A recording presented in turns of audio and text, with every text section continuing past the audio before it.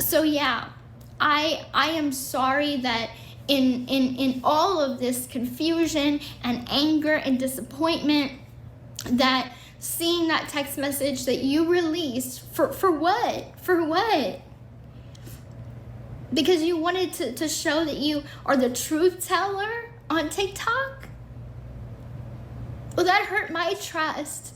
And so yes, in turn, I put out personal information of yours that I knew that you didn't want out there. And it was wrong, and it was below the belt, and it was too far, and I'm sorry. I truly am sorry. Even if you give me many other jabs, I won't put out anything else about you.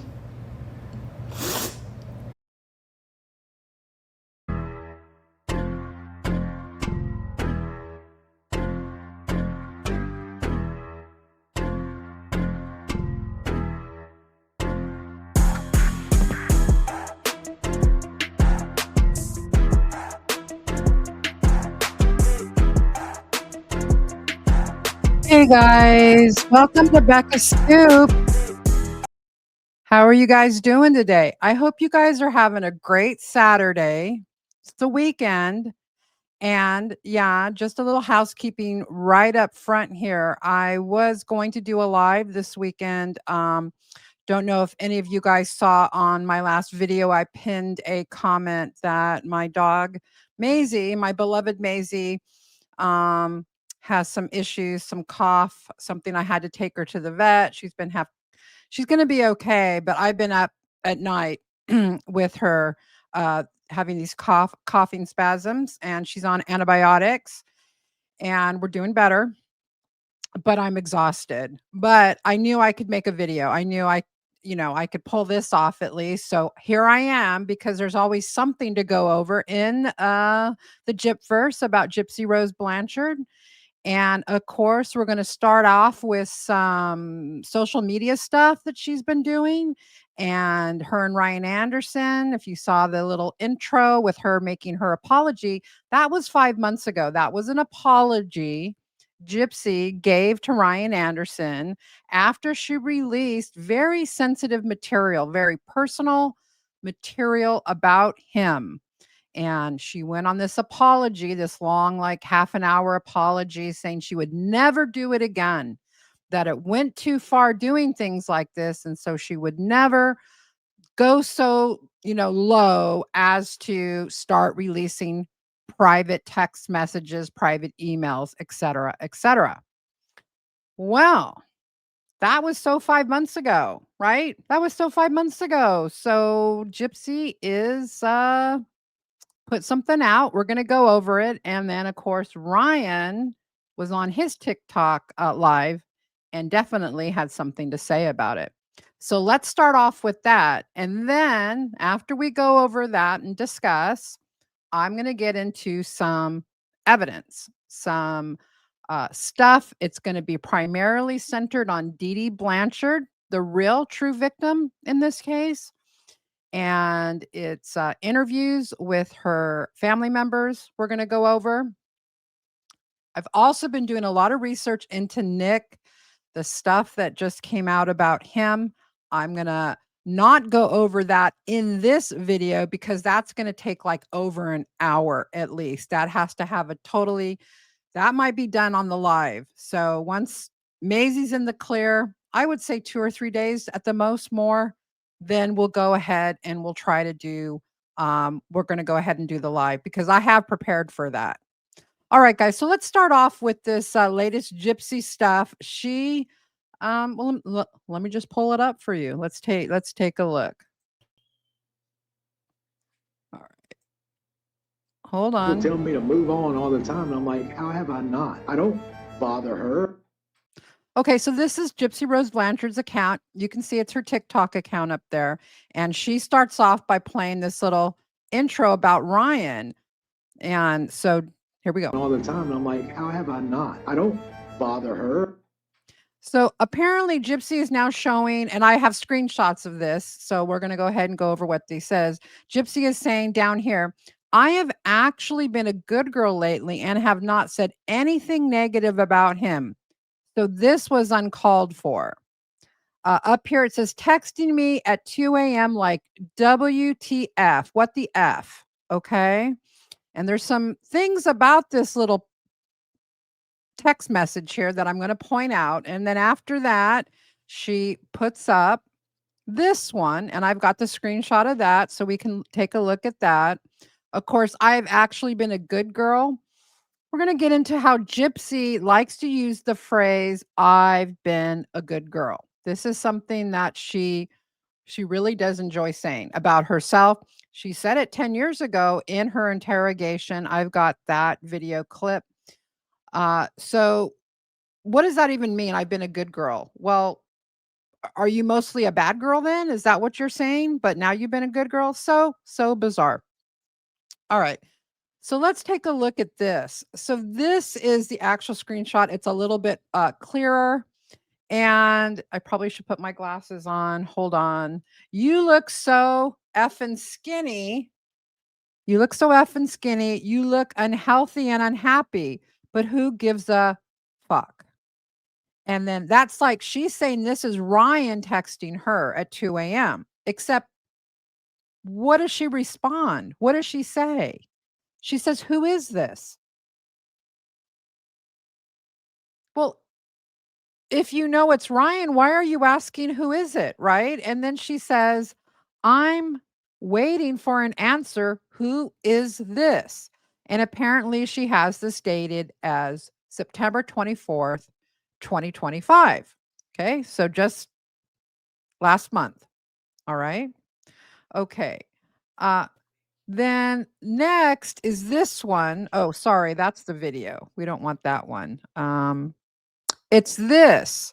And this is Gypsy saying that this is Ryan texting him, and she's saying she doesn't know who this is, that what he's referring to. But what does Ryan say in this? I tend to believe Ryan. Ryan's saying, how dare you hide behind fake names to talk shit about me and us? At least have the decency to speak to me personally and not behind fake accounts. Hey, we all know Gypsy uses fake accounts. We know that. That's well known. Then he says, advocate for compassion on Instagram. I guess that's the account, maybe. What a joke, he writes. You are better than that. I always thought so. I still have yet to talk shit about you. You know my fucking number, my real number. Call me if you have something to say. I guess you only call when you need me to tell you how wonderful you are and to make you feel better. Only one in your fucking life that has not betrayed you in some way. And this is what I get. And then she writes the date over that, so I can't really read that. Something about prison. You left alone crying in your pillow in my ad. Don't forget that shit. I won't. Still haven't turned on you yet either. It will be a sad day if that ever happens to you. Okay. So Gypsy's claiming that's him. And that she doesn't know who this account is that he's referring to. You be the judge of that. Do you believe that Gypsy's telling the truth with that? So that happened. And so Ryan decided, and I think what the impetus of this was for Gypsy, I may be wrong. I've been a little bit out of the loop with Maisie being sick, but I think the impetus of it was Ryan going on the Sarah Fraser show, something I covered in my last video. If you haven't seen that, you might want to take a look. Ryan did an hour-long interview, and he really didn't talk bad about her. He really blamed Christy for most of their breakup. So I'm not sure why Gypsy felt the need to clap back at that. Regardless, Gypsy, we know, because of her mental issues, the malignant narcissistic, personality disorder, the antisocial personality disorder, she cannot stand any criticism. and she has to clap back always. So, was that it? Probably that was what it was. Okay. So then last night Ryan got on his TikTok live and had this to say. I have nothing to be embarrassed about. I stood on business and I meant what I said. So, nothing to be embarrassed about. What's funny is embarrassing if I start releasing her text to me. That's what would be fucking funny.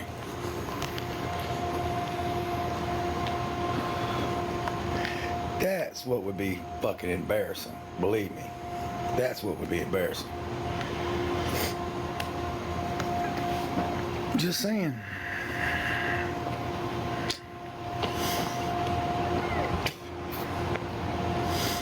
Won't be long. I'm getting sick of this shit.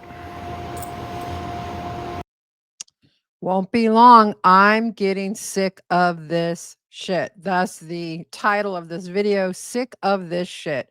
Ryan is sick of this shit. And there's his face. He's mad. It won't be long. I think he feels like he is proving to the world, but mostly to Gypsy, that he is the knight in shining armor by not betraying her. By talking about her, about their relationship. It's not a betrayal.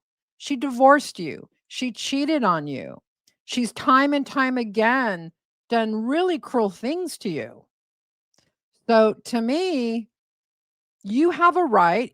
You had a public relationship. You were on a reality TV series. You have every right to talk about it.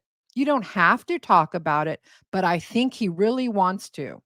There's something cathartic. That's why we do therapy. There's something cathartic about telling people our issues, talking about the things that really bother us. And if we keep them bottled up inside, that turns into depression.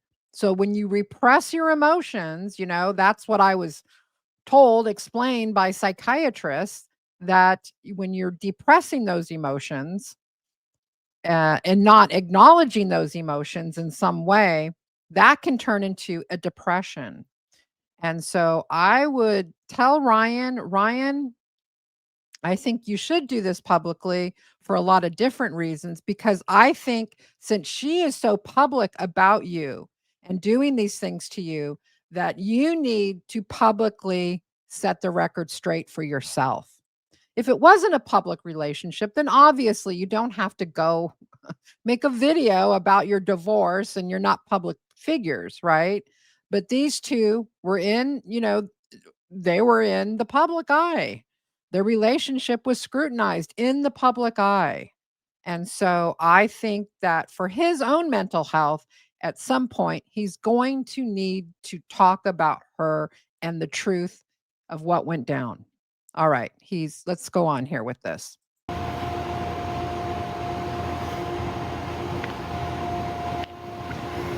Getting sick of this shit. Because all I did was tell the truth. It is sad that I'm the only one who hasn't betrayed her, and she treats me like shit. Yeah, I have nothing. Okay. I've proven that over and over again that I always have shit.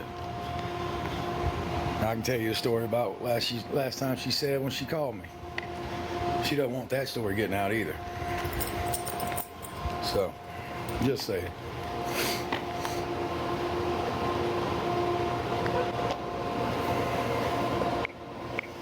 I'm just saying.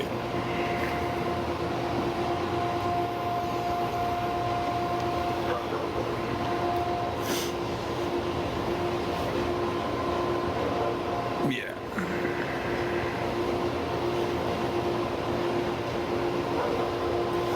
Yeah, no doubt. Yeah, she does. Y'all don't realize that's just how she is. That's how she fucking is. When you say something she doesn't like, she's got to try to make you out to be the bad guy. So it just is what it is. It just is what it is. That's what she does. I don't really want to talk about it, honestly. Don't really give a shit enough to talk about it. I'm just saying. It's the opposite. He gives a big shit about it. You can see with his demeanor and his face, he cares a lot about it, and you can't blame him on that. Again, I'm not team Ryan or team Ken, but he does care about this probably more than anything. But he wants to portray that he doesn't care about it. I do deserve a queen. You damn right. I'm working on it.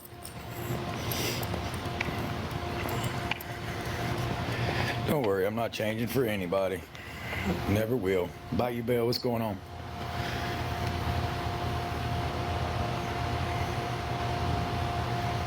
When's the last time I talked to her? Like 2 weeks ago.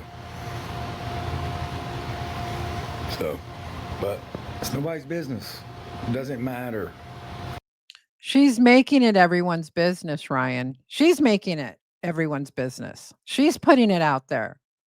Now, I don't agree, no matter even if you are a public figure, with putting out personal texts or personal emails, personal writings. Those things were said privately.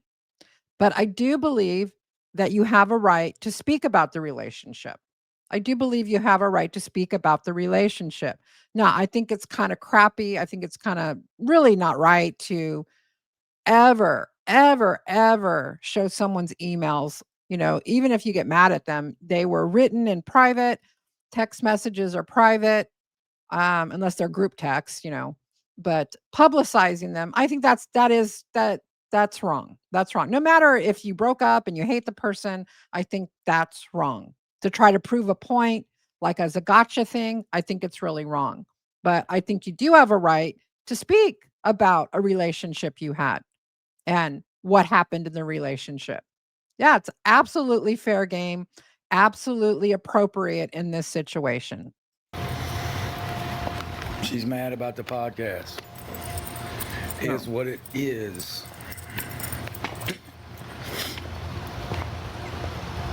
Say my name, say Alexis, what's going on? I'm not putting anything out there. You know what's funny is I don't talk about shit.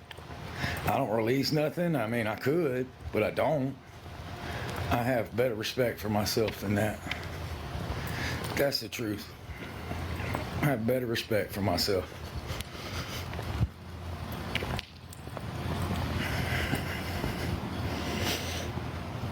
And what the text she released was nothing but the truth. That was me telling her off, like, keep hiding behind fake names and shit. Shit gets old. That's all I said. Shit gets old. Am I doing a meet and greet? Nah, Lauren, I don't know. I don't know how to set one up, Lauren. Honestly, I don't know how to set one up.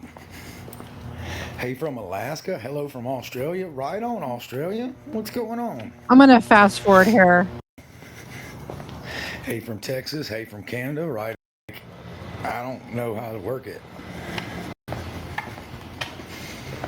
Quit spamming the chat with some bullshit, willy-nilly. Quit spamming the chat with some bullshit. Let me tell you something. Let me tell y'all something. If she didn't care, she wouldn't release those texts. That shows me everything I need to know. Y'all don't know how people work sometimes. I don't know what he means by if she didn't care. I hope he doesn't mean if she didn't care about him, because she doesn't. She releases them because she cares about what the public thinks of her. That's all she cares about.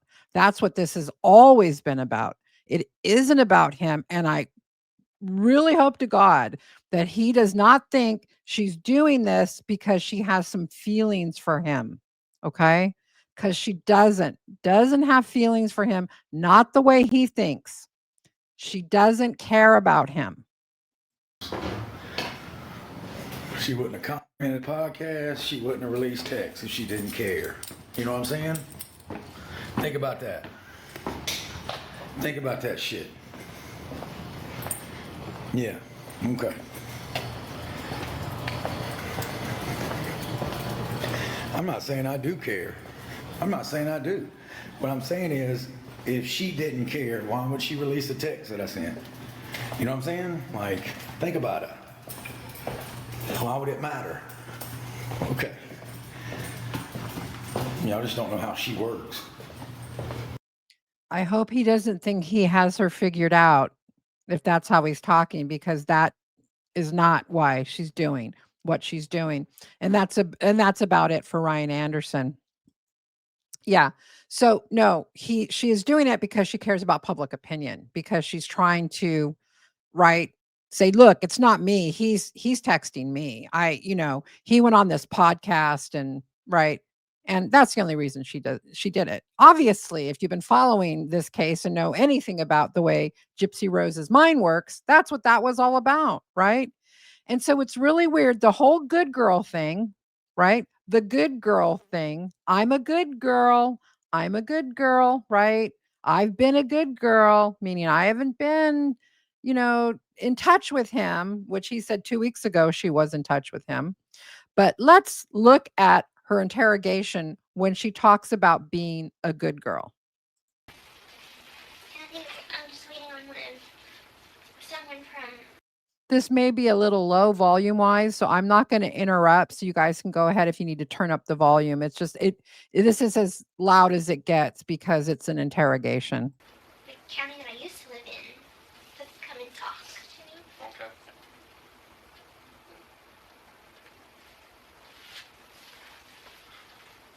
Well, they should be coming back to talk about food soon. Then you can ask them your questions. Then I had to go to the hospital and get some medicine because I have a seizure disorder. Okay. That's what kind of knocked me out. Busy day, huh? It's kind of weird though. People seeing you in handcuffs, they give you this weird look, and I'm like, I didn't do anything. I'm like, okay, I'm number one. I didn't kill nobody. I don't do drugs. I don't smoke. I don't drink. I didn't do nothing. I'm a good girl. So I'm going to back it up just for the seizure disorder. I had to go to the hospital for my seizure disorder, and people were looking at me in handcuffs. And then you'll hear what she says. That's what kind of knocked me out. Busy day, huh? Then I had to go to the hospital and get some medicine because I have a seizure disorder. Okay. That's what kind of knocked me out. Busy day, huh? It's kind of weird though. People seeing you in handcuffs, they give you this weird look, and I'm like, I didn't do anything. I'm like, okay, I'm number one. I didn't kill nobody. I don't do drugs. I don't smoke. I don't drink. I didn't do nothing. I'm a good girl. I'm a good girl. I'm a good girl. And she just murdered her mother. She just murdered her mother. And she's in the interrogation. And she's looking this guy straight in the eye. And she's saying, they saw me in handcuffs, but I'm like, I didn't do anything. I didn't do anything. I'm a good girl. Right? Right? Same thing. Same thing with these things here. I've actually been a good girl lately. Right? I have actually been a good girl lately.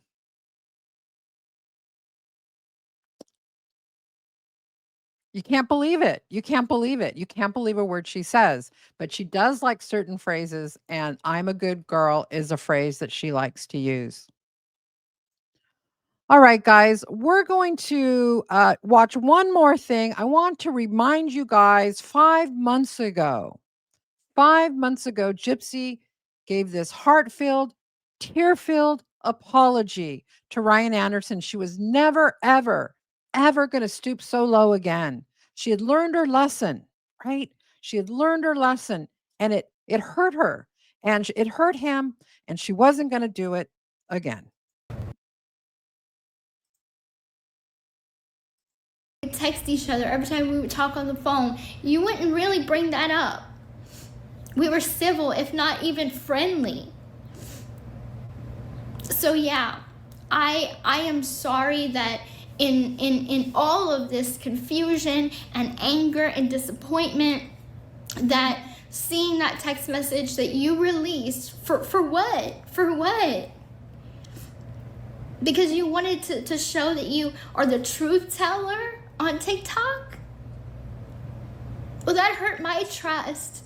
And so yes, in turn, I put out personal information of yours that I knew that you didn't want out there. and it was wrong, and it was below the belt, and it was too far, and I'm sorry. I truly am sorry. Even if you give me many other jabs, I won't put out anything else about you. I'm not going to try to hurt you. I'm not going to try to hurt you. What did her mom say? What did she say her mom said right before the murder? Gypsy, don't hurt me. Gypsy, I'm a good girl. Gypsy, don't hurt me. Gypsy, here to Ryan, I'm not going to hurt you. Interesting. All right, guys, we're going to switch gears now, all right, and get into some of this evidence that most people have not seen or heard about. This is kind of a Dee Dee thing. I wanted to do this for Dee Dee. When detectives look at a crime, they do one of the first things they do if it's a murder is called victimology. And they look at the victim and they find out everything they can about the victim. Okay, it's very important that they do that. It's going to help them solve the crime. They need to get into the head of the victim, listen to what the family members of the victim are saying, to try to get an overview of what was really going on in with this person's life. So we're going to start out with that right now. All right, guys. Sorry, I was vaping. All right, guys. Because we're going to be going over some of Dee Dee's siblings' statements, I've got a clip here that I think is a good intro into understanding what they said to the detectives. Okay. So let's go ahead and take a look at that first. My mom said that she came along with all these sicknesses, heart murmur and stuff like that. My mom would always make us go play outside, and it was like, oh, well, your sister's not feeling good. Your sister's got an upset stomach. She's got a headache. Y'all go play outside, be quiet, leave her alone, you know. As she got older, Dee Dee couldn't get excited. Dee Dee couldn't jump around. She couldn't. So I have to, for copyright, I don't want to get copyright struck. So this is Evans and Dorla and Claudia, 3 of Dee Dee's siblings. There were 6 altogether, and Dee Dee, yes, was the baby. Play outside. She couldn't overheat herself. She was not allowed to assist with chores. If Dee Dee didn't want to do it, well, then she didn't have to because the heart murmur. It was used like a crutch for a long time. But Dee Dee was basically not as sick as it was to believe. This is very telling and very interesting because it sounds like Dee Dee was treated. There's some jealousy going on here that Dee Dee was the baby and that the mother was very focused on her health. It sounds familiar, right? It sounds familiar. My mom smothered her. She didn't want her to grow up. She wanted to keep her young so that she would always have her to hold on to. Our bedroom was where all of us kids slept, but Dee Dee always slept with my mama. And that's interesting too, because Gypsy also slept with her mother. So it's kind of like, you kind of learn from your parents how to parent. And if there were certain things your parents did that weren't good, then hopefully you can become self-aware and try to improve your parenting. But most of the time, people do fall into the trap at certain points of their own parenting that they are doing what their parents did. It's just what happens. It's like she was her shadow. Always by my mama's side, always. Yes, I get a boy. That's your boy. It's mine too? Your boy and your ring. Hi, Mama. Oh, yeah. How you doing, man? What? And by all accounts, from everything that I've read, all the research I've done, not just with Dee Dee's family statements, but the friend statements, that Dee Dee was very tight with her mother. There's no doubt about that. They were super close. And Dee Dee kind of had what used to be called a nervous breakdown when her mother passed away. That was a pivotal point in her life that triggered something in Dee Dee.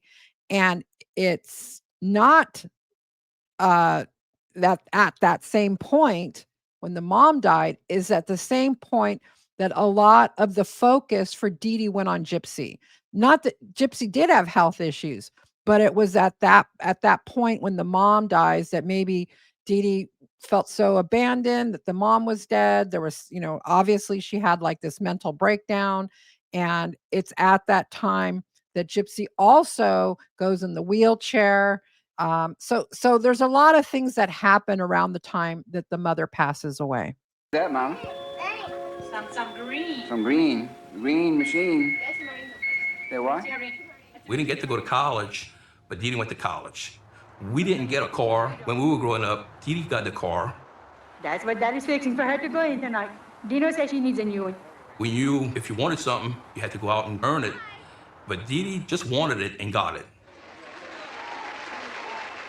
Dee Dee was into beauty pageants, and my mama went out and bought her the prettiest dress, the prettiest shoes. She was just all about the attention. So again, these are the siblings talking. This is their feelings. This is how they saw it. You guys that are into the case can make your own judgments based on this.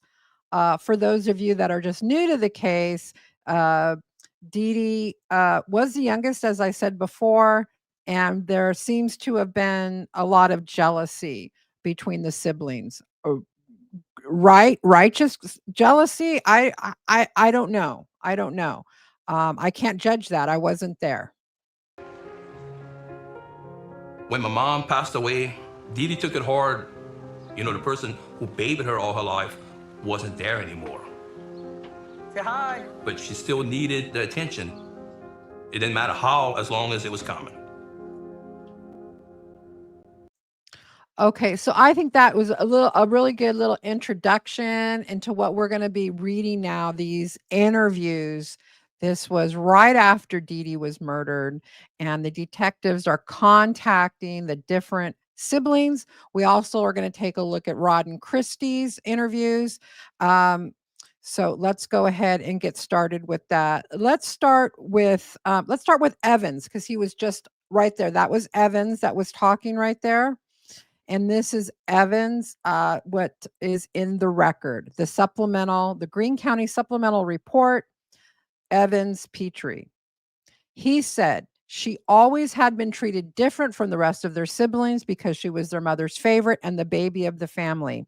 Evans stated Claudinia was sent to college and given a huge wedding when she married Rod. He told me before their mother passed away, he asked her what she wanted for Christmas, and she told him to buy something for the baby instead of buying her a gift. Let me stop right there. So what Evans is saying is he asked the mom what to get her for Christmas, and the mom said, buy some for the baby, meaning Dee Dee. Don't buy me anything for me. Get something for Dee Dee. Evans said the mother was referring to Claudinia as the baby, yet Claudinia was an adult when this incident took place. Evans told of another incident one Christmas in which he went to his parents' house and Claudinia began showing him her new clothes and shoes worth hundreds of dollars. Claudinia told him their mother bought the items for her. Evans said he asked their mother what she bought him. So she picked up a pack of M&Ms off the table, handed it to him, and told him he could have them. Wow. Down here, it goes on to say, Evans said he always believed Claudinia and government-funded doctors scammed the system because there was nothing wrong with Gypsy. Now, I want to preface all of these interviews with hindsight. We know now, obviously, there was something majorly wrong with Gypsy. But at this point, these people the siblings didn't think so. And so how much of that jaded what they told investigators? Meaning, when they were told nothing was wrong with Gypsy, how did that influence what they said about Dee Dee? I think it influenced them a lot. So just keep that in mind when we're reading all of these statements. All right. Because there was nothing wrong with Gypsy. Evans said Gypsy could see just fine. Evan, listen to this. Evan said Gypsy could see just fine, meaning her eyesight was great. When we all know it doesn't even take a rocket scientist to look at Gypsy and know there's something wrong with her eyes. But this is what he said. This is in the record. He said Gypsy could see just fine and did not need glasses. Oh, she needed more than glasses. She needed many surgeries, or she would have been blind if not for Dee Dee getting those surgeries for her. She did not need glasses when she was little, but one day Claudinia had prescribed glasses on Gypsy. He could he could only described as fly glasses. I wonder if the siblings even feel bad about some of these statements now at this point. I wonder. Evan said the glasses looked similar to the eyes of a fly. He said he could not believe Claudinia talked to a doctor into prescribing the glasses to Gypsy.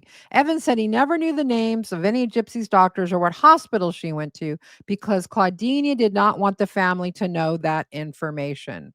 I don't know if it's so much that Dee Dee didn't want the family to know that information, or does that really come up? I mean, I don't know. Would your sister's children's doctor's name?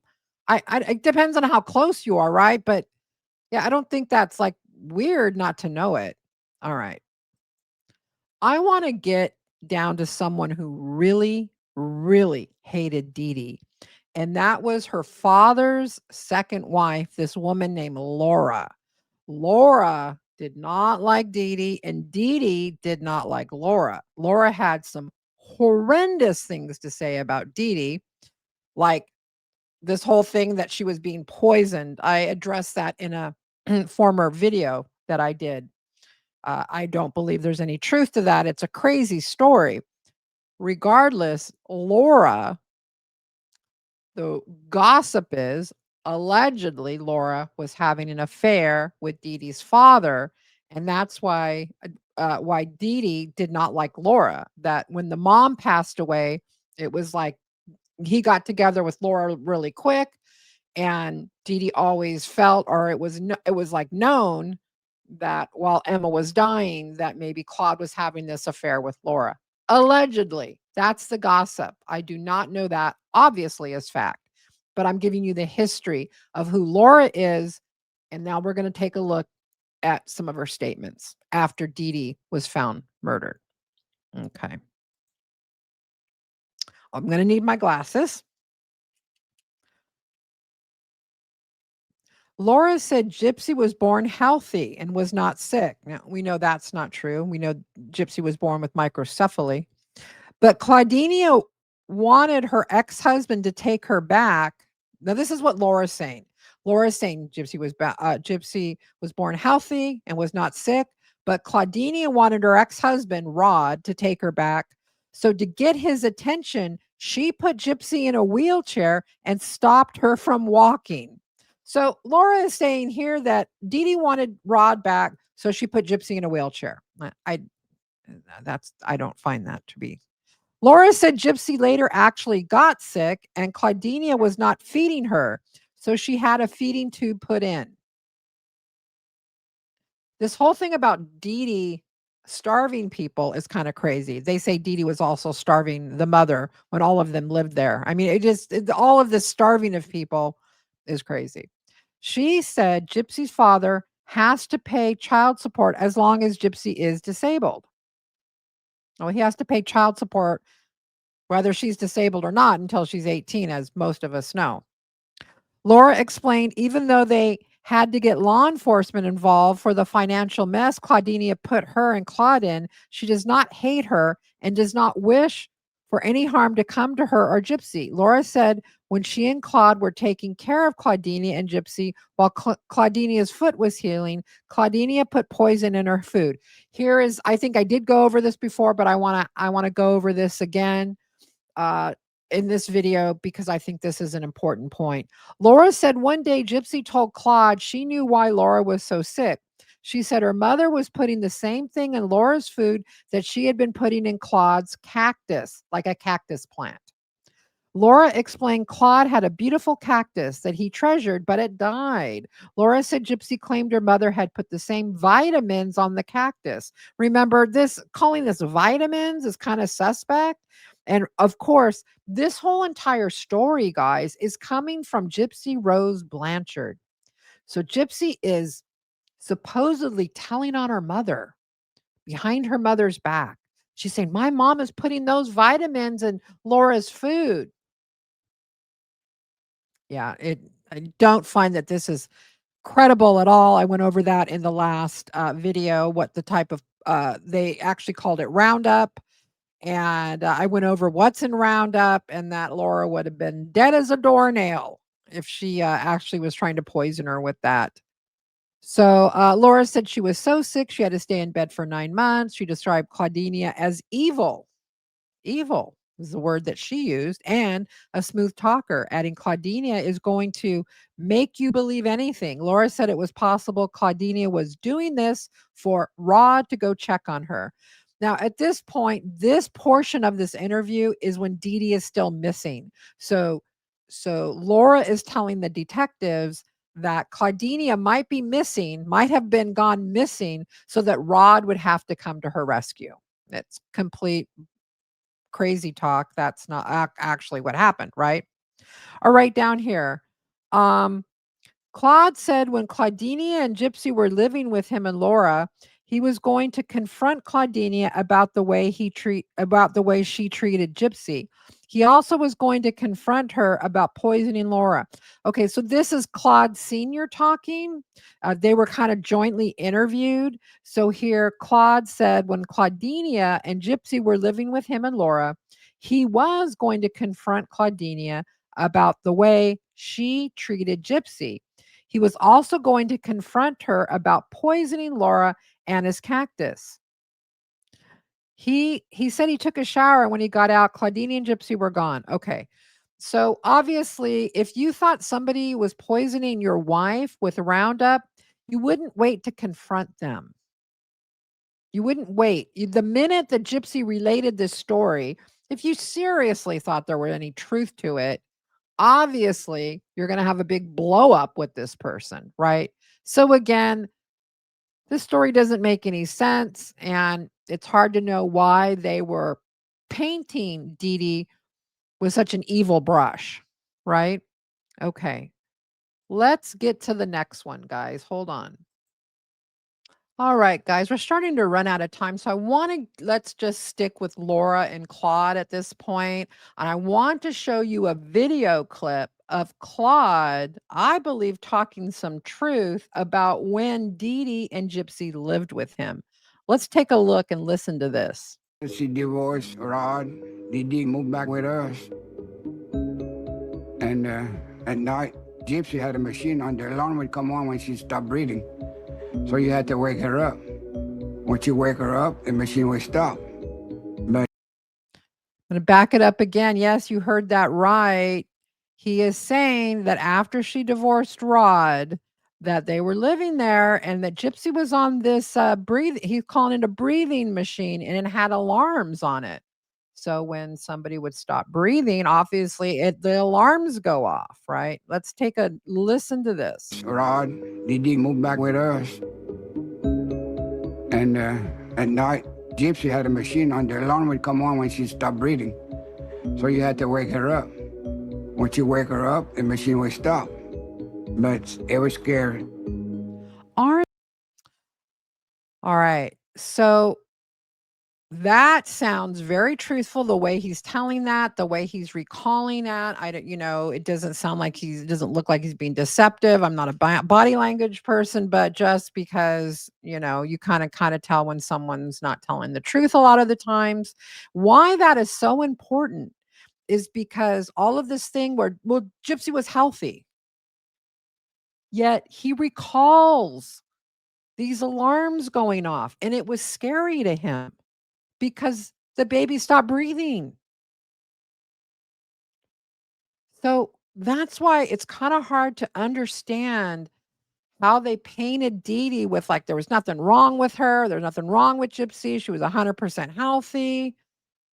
It just, you know, there's just something missing here that we don't know about all these relationships.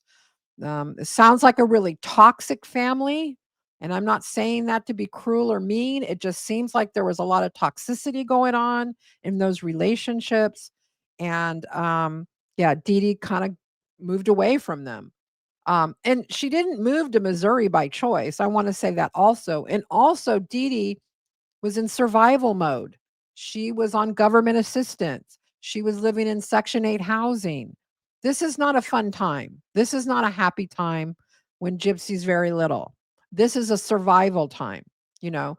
So the way that these people talk about her to me, and you know, I don't give Dee Dee any passes either for certain things that she's done, but I do find it highly suspect with the way that they describe her in these videos.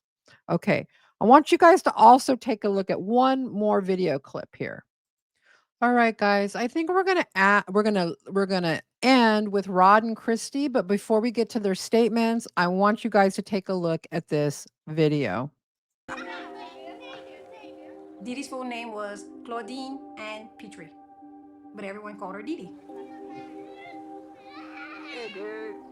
There were 6 of us, 3 older brothers, and my oldest sister. I was the 5th child, and Dee Dee was the 6th child. She was considered the baby. Dee Dee went out of her way to be different, by herself, a loner, and that's what she liked. You know, you don't know that. That was Evans. He was the one that was in his statement about that the mom wanted him to buy Dee Dee a present, not her, and that the mom just gave him a bag of M&Ms for Christmas. Obviously, a memory that aggravates him to this day. She's got a short, a jacket, but she's got a short. She got the fire. Today's Friday, that's why she's going to see the boys tonight. And that's your daddy, of course. I'm at the bowling alley, hanging out one night, going there to hear a band, and I see this girl. She looks a little different. She doesn't look like she's from around here. Hi, my name is Dee Dee. We're about to leave to go out, me and Suzette, and LJ, and Michelle, and Titania. And we're gonna go do some tricks. Tonight, we're not treating anyone. This is how it looks. Turn around. The way she dressed and carried herself, Designed by Dee Dee. she stood out from the crowd, definitely. You the bad witch or the good witch? She's the good one, I'm the bad one. Okay, we straightened those things out already. Yeah. I was 17 years old. I was wild as a weed, you know. She's a little older than me, but I got her phone number and we started dating after that. Obviously, Dee Dee was very attractive in her early 20s. She said, if you guys missed it, that she had made that costume, so very probably talented. According to her high school friends, really into fashion, really into the hair bands, you know. So she was, yeah, she had it going on in her teen years and her early 20s. She told me one morning that she's got some news, that she's pregnant. So I was like, really, already? Right away I said, well, I guess we're gonna get married. You know, and you look at these pictures of Dee Dee and then you think about, I wish I had thought to bring a picture of her last picture of what she looked like when she was only 48 years old. She looks like almost 60. You know, she looks old and she's extremely obese and just struggling to just even get around. Her diabetes was out of control. Why? Why did she let herself go like that? What was it? Was it all that care towards Gypsy? I think so. I think that there was probably some mental issues there, but that she definitely, after her mom died, felt abandoned, had no one that she could lean on. She only had herself. She only had herself to take care of this child. And so she did what she had to do to take care of this child. And it's just so sad seeing her in these pictures, how attractive she was. She was the perfect Southern wife, a really nice girl, very polite, very generous, but I just never developed that special place in my heart for her. We was married only 3 months. I promised her I would always do everything I could to take care of her and the child, to do what I can for them financially and mentally, but I just couldn't stay.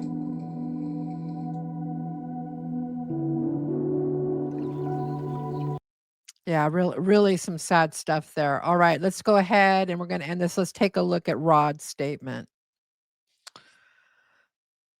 Sorry, my glasses. Rod said since he makes better money than he used to, this is right after, this is the murder, after the murder statement. He pays additional child support than court ordered on his own will because Gypsy is disabled. He said every 2 weeks, $600 is deposited into a bank account for child support in Louisiana. Rod said he knew Claudinia could not work outside the home because she had to take care of Gypsy full time. Rod said he had not seen, listen to this, you guys. Rod said he had not seen Claudinia or Gypsy for approximately 10 years. Adding, he last saw them before Hurricane Katrina. He said he last spoke with them on the phone 3 to 4 months ago. So, wow. I mean, not even talking to them on a monthly basis at this point.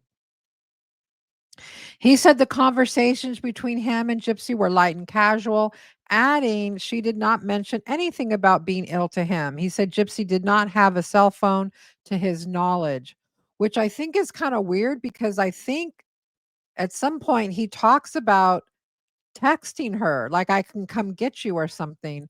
I'm going to look that up for next time, but I'm pretty sure.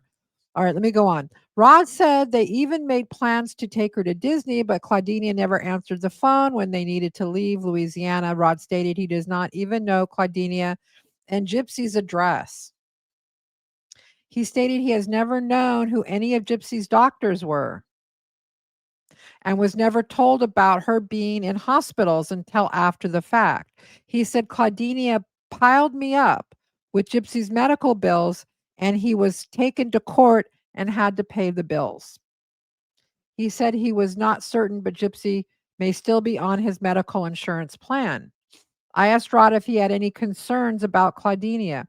He said she was a liar, but not over the top. That's very important to me. Not over the top. Because if you believe the whole Munchausen thing, that's over the top. You know what I mean? I asked Rod if he had seen Gypsy walk, and he said he had not. I advised him she could walk, adding, I saw her walk when I saw her on the news. Rod said he now knew Gypsy could walk after the media coverage of this crime. All right, real quick, let's take a look at Christy Blanchard, the wife of Rod, stepmother to Gypsy Rose. Christy told me that Claudinia died the same day Claudinia's mother died, June 9th. I actually think the date is really June 10th because it kind of was like after midnight when Nicholas got to the house, but okay. Close enough, right? This is pretty enlightening and a little shocking what happens here with Christy.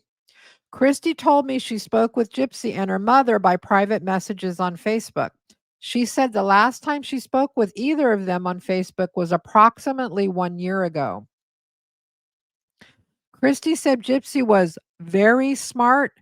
Don't let her fool you! Exclamation point. Very smart and don't let her fool you. This is Christy talking to the investigators.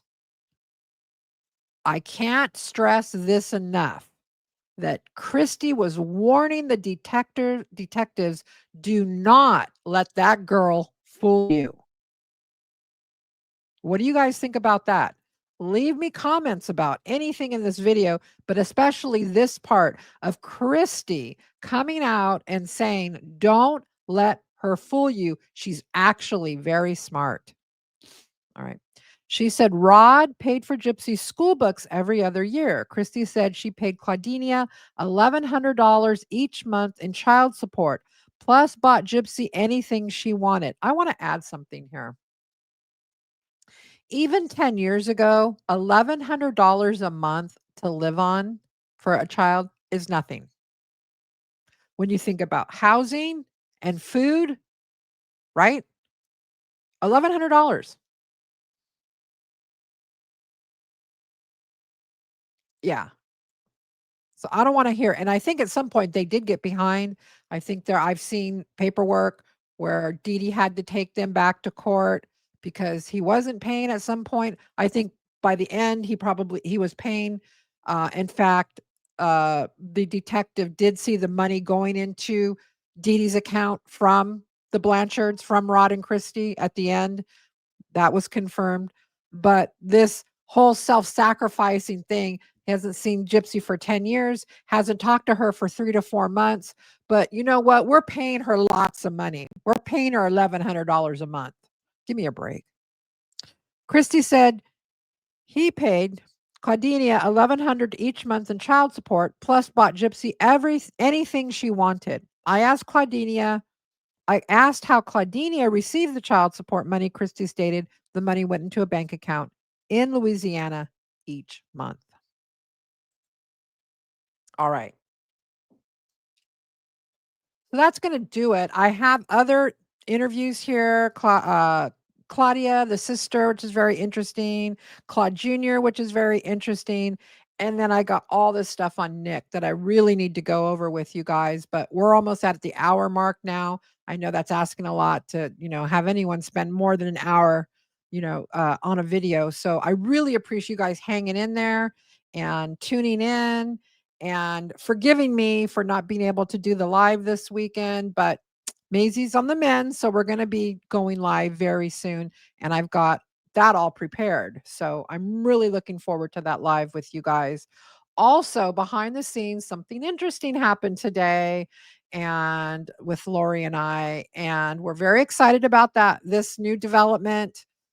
Hopefully I can divulge more on my next video, which probably will be a live. So anyways, look for that. Thank you guys so much for being here with me. If you are not subscribed to Becca Scoops and you do like this content, subscribe. If you want to support me in a bigger way, consider becoming a member. I really, really would appreciate that too. But no worries if you can't afford it. Just you guys being here and supporting me by watching the videos is all I need. But I do appreciate the members. I really do. And I love the members and I know your names. I know your names. I see who you guys are. And I just want to say that, on my next live, I'm going to be doing something just for the members. So if you want to become a member, that would be great. All right, guys. Thank you so much. And I hope you guys have a great Saturday evening or Sunday if you're watching this on Sunday. And I'll be back with you very soon. Thanks, guys. Becca Scoops out. Good night.